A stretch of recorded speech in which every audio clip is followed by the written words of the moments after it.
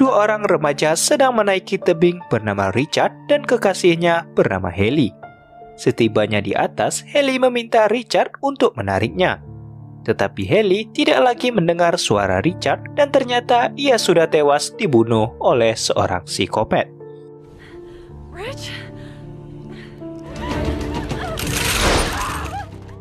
Haley yang ketakutan kemudian memotong tali hingga terjatuh di dekat mayat Richard dan segera berlari menuju mobil.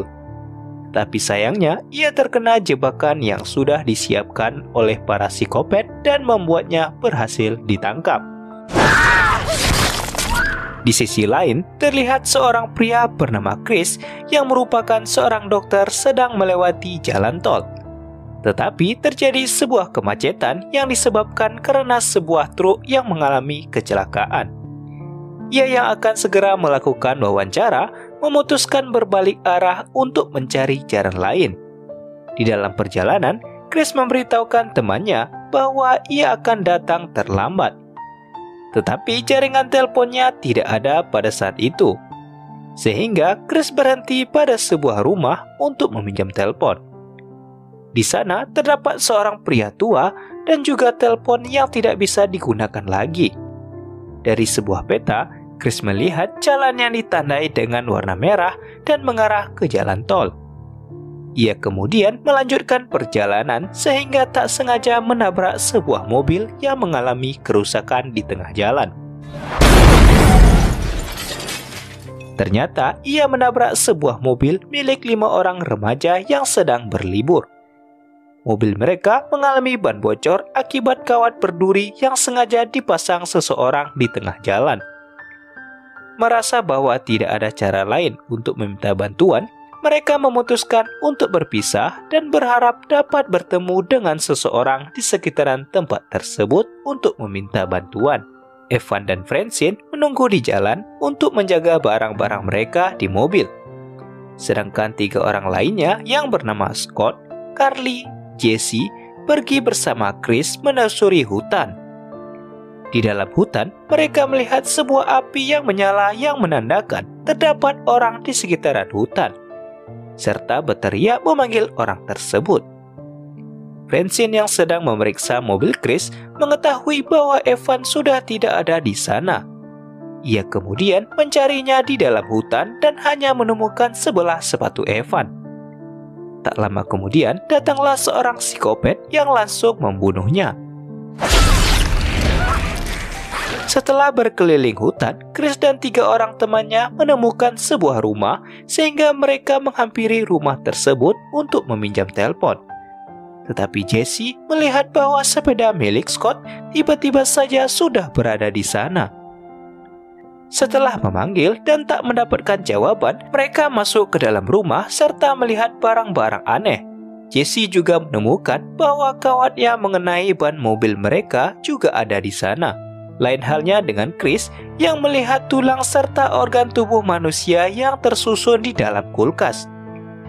Merasa bahwa rumah itu sangat menakutkan, mereka memutuskan untuk segera pergi dari rumah. Namun terlihat bahwa para psikopat itu datang dengan mengendarai truknya. Mereka yang mencoba untuk keluar melalui pintu belakang mengetahui bahwa pintu tersebut tidak bisa dibuka karena terdapat sesuatu yang menahannya di luar. Alhasil Chris dan Jesse bersembunyi di bawah tempat tidur, sedangkan Scott dan Carly bersembunyi di tempat lain.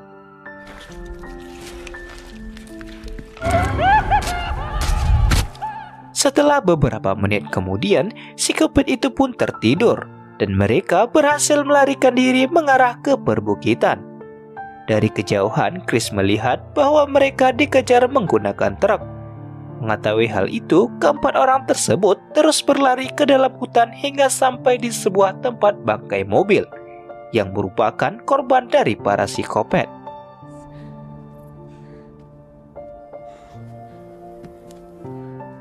Sampai di sana, 3 orang psikopat kemudian turun dari truk untuk mencari Chris dan teman-temannya.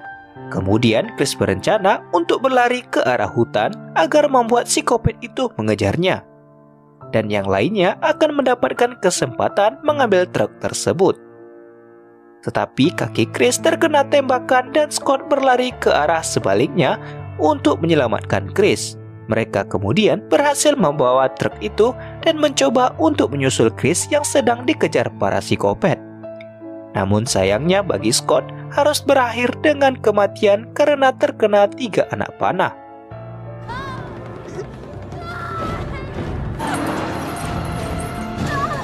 Perjalanan mereka kemudian harus terhenti karena sebuah pohon tumbang yang menutupi jalan. Mereka memutuskan untuk berjalan kaki dan melihat sebuah menara di tengah hutan. Di dalam menara tersebut terdapat obat-obatan yang dapat digunakan Chris untuk menutupi lukanya, dan juga menemukan sebuah radio tua yang masih dapat menyala. Namun mereka tidak mendapatkan jawaban dari radio tersebut. Kemudian Chris melihat bahwa psikopat itu sedang mencarinya menggunakan obor. Tetapi mereka melewati menara yang ditempati Chris. Hingga radio tersebut mendapatkan jawaban dari polisi hutan yang membuat psikopat itu mengetahui keberadaan mereka. Mereka yang panik pun memutuskan untuk menutupi pintu masuk menara dengan barang-barang yang terdapat di sana. Tak lama kemudian, tiba-tiba saja keadaan menjadi hening dan merasa bahwa psikopat itu telah pergi. Namun yang terjadi adalah para psikopat itu mencoba untuk membakar menara tersebut. Melihat ranting pohon yang sangat banyak, Chris memutuskan untuk menyelamatkan diri dengan melompat ke ranting tersebut. Karena itu merupakan satu-satunya cara mereka untuk selamat sebelum terpanggang hidup-hidup. Setelah berhasil melompat, ternyata apa yang mereka lakukan diketahui oleh para psikopat tersebut dan mengejar mereka dengan cara memanjat pohon. Kemudian Chris dan yang lainnya berusaha untuk melarikan diri serta bersembunyi di antara pepohonan. Tetapi malang bagi Carly harus tewas ketika berusaha untuk berpindah ke pohon lainnya.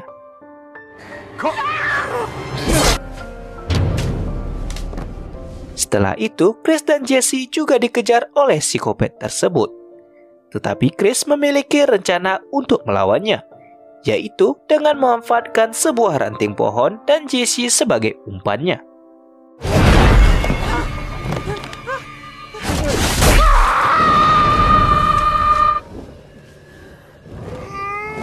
Mereka yang berhasil melarikan diri dari psikopat itu kemudian beristirahat di bawah air terjun. Hingga keesokan harinya mereka melihat sebuah jalan. Tetapi tiba-tiba saja psikopat itu melemparkan kapak yang hampir mengenai Chris. Chris yang ingin melawannya ditahan oleh Jesse karena ia mengajak Chris untuk melarikan diri saja. Tetapi akibat ulahnya itu membuat Chris terjatuh dan ia ditangkap oleh psikopat tersebut. Melihat mobil polisi yang melintas, Chris langsung menghampirinya untuk meminta bantuan. Tetapi polisi itu tewas karena terkena panah psikopat. Chris pun tidak bisa melarikan diri dengan membawa mobil polisi karena tidak memiliki kuncinya. Dan ternyata kunci mobil itu sudah diambil oleh psikopat ketika ia berada di bawah mobil. Kemudian Chris melarikan diri serta bersembunyi di dalam hutan. Melihat psikopat itu akan membawa mobil polisi tersebut, Chris kembali datang dan memegang bawah mobil untuk menyelamatkan Jesse.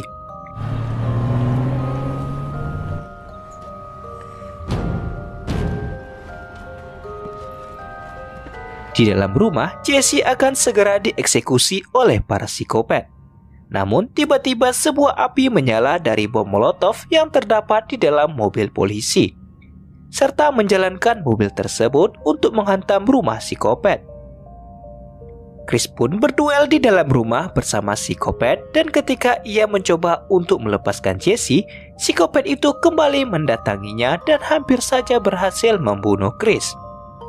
Namun Jesse yang berhasil melepaskan ikatannya menembak psikopat tersebut menggunakan panah.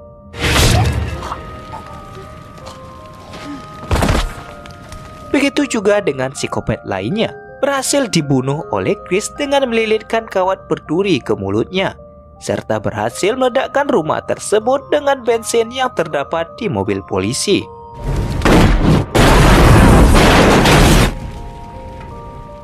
Mereka berdua kemudian berhasil selamat dengan mengendarai truk psikopat dan kembali ke rumah pria tua sebelumnya untuk mengambil peta agar mereka bisa keluar dari daerah tersebut.